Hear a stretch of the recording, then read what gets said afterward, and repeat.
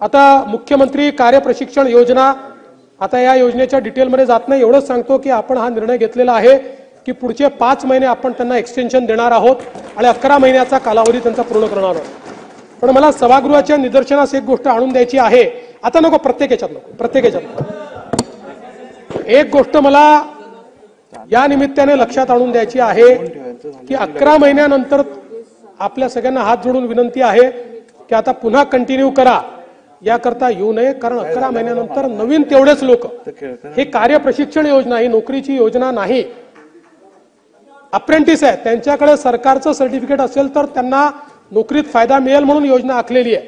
त्यामुळे 11 महिन्यानंतर नवीन तेवढेच लोक हे कार्यप्रशिक्षणात रुजू केले जाणार आहेत। तर मित्रांनो, तुम्ही देवेंद्र फडणवीस यांचे या ठिकाणी भाषण ऐकलं असेल। 2025 या ठिकाणी अधिवेशन चालू आहे, त्याच्यामध्ये त्यांनी सांगितलेलं आहे जे मुख्यमंत्री युवा कार्यप्रशिक्षण योजना होती युवकांसाठी, त्यामध्ये या ठिकाणी 6 महिने कंप्लीट होऊन विद्यार्थ्यांनी या ठिकाणी आंदोलन केलेले होते की त्यांना कंटिन्यू या प्रशिक्षणामध्ये रुजू करून घ्यावं, परंतु त्यांनी या ठिकाणी सांगितलेलं आहे की ही फक्त प्रशिक्षण या ठिकाणी देण्याचं या ठिकाणी ही योजना आहे, ना की नोकरी देण्याची योजना आहे। तर ही योजना जी सुरू झालेली होती ती 27 जून 2024 ला सुरू झाली होती आणि या योजनेमध्ये सरकारकडून जे 50,000 युवकांना या ठिकाणी प्रशिक्षण देणार होतं, असं या पद्धतीचा ही एक योजना होती। त्यामध्ये बघा, जे आयु होती 18 ते 35 वर्षापर्यंतचे होते आणि 12वी पास आणि महाराष्ट्राचा रहिवासी असणं हे महत्वाचं होतं।